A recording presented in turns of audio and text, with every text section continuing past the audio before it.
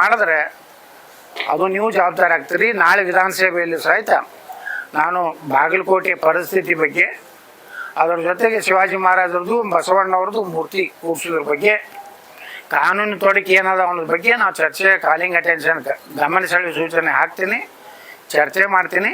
ಅಷ್ಟರೊಳಗಾಗಿ ನಾಳೆ 6ನೇ ತಾರೀಕಿಗೆ ಮುಖ್ಯಮಂತ್ರಿಗಳು ಬಜೆಟ್ ಮಂಡನೆ ಮಾಡ್ತಾರೆ. ಮುಂದೆ ಸುಮಾರು 15 ದಿವಸ ನಮ್ಮ ಅಧಿವೇಶನ ನಡೀತದೆ. ಅದರಲ್ಲಿ ನಾನು ಸುದೀರ್ಘವಾಗಿ ಬಾಗಲಕೋಟೆ ಪ್ರಕರಣ ಅಷ್ಟೇ ಅಲ್ಲ, ಇಡೀ ರಾಜ್ಯದಲ್ಲಿ ಹಿಂದೂ ಕಾರ್ಯಕ್ರಮಗಳ ಮೇಲೆ ಹಿಂದೂ ಭಜನೆ ಮಾಡ್ತೀನಂದ್ರೆ ಒಂದು ಗಿಡದಾಗ ಜೆಂಡ ಹಚ್ಚಿದ್ರೆ, ಮೊನ್ನೆ ಇದಕ್ಕೆ ಹೋಗಿದ್ದೆ,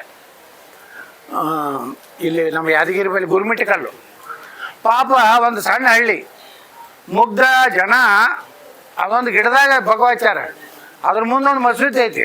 ಈ ಫೋಟೋ ತೆಗೋಣನೇ ಆ ಮಸೂತಿ ಮ್ಯಾಗ ಅದು ಫೋಟೋ ಹೆಂಗನ ಭಗವತ ಕಾಣಿಸ್ತದ. ಅದಕ್ಕೆ ಅವ್ರ ಮನೆಗೆ ಹೋಗಿ ಹೊಕ್ಕು ಹೊಡೆದು ಅವು ಪಾಪ ತಪ್ಪಾಗೈತಂತೇಳಿ ಇದು ಬಿಡ್ಕೊಂಡ್ರು ಬಿಟ್ಟಿಲ್ಲ. ಅಂದ್ರೆ ಈ ರೀತಿ ಗುಂಡಾಗಿರಿ ಏನು ನಡೆದಿದ್ದ ಬಗ್ಗೆ ಕಾನೂನು ವ್ಯವಸ್ಥೆ ಕರ್ನಾಟಕದಲ್ಲಿ ಸಂಪೂರ್ಣ ಹಾಳಾಗಿದೆ. ಅವ್ರಿಗೊಂದು ಕಾನೂನು, ಹಿಂದೂಗಳಿಗೊಂದು ಕಾನೂನು ಆಗಿದೆ. ಯಾರೂ ಈ ರಾಜ್ಯದಲ್ಲಿ ದಲಿತರಾಗಲಿ ಹಿಂದೂಗಳಾಗಲಿ ಯಾರೂ ಸುರಕ್ಷತೆ ಇಲ್ಲ ಅನ್ನೋಂಥ ಭಾವನೆ ನಿರ್ಮಾಣ ಇದೆ. ಅದಕ್ಕೆ ನಾವು ಮುಂದೆ ಹೋರಾಟವನ್ನು ಮಾಡಬೇಕಾಗ್ತದೆ. ಅಟ್ರಾಗೆ ಇದನ್ನು ಸರಿಪಡಿಸುವಂಥ ಕೆಲಸ ಜಿಲ್ಲಾ ಅಧಿಕಾರಿಗಳು, ಜಿಲ್ಲಾ ಪೊಲೀಸ್ ವರಿಷ್ಠಾಧಿಕಾರಿಗಳು ಮಾಡ್ಬೇಕಂತ ಆಗ್ರಹ ಮಾಡ್ತೇವೆ.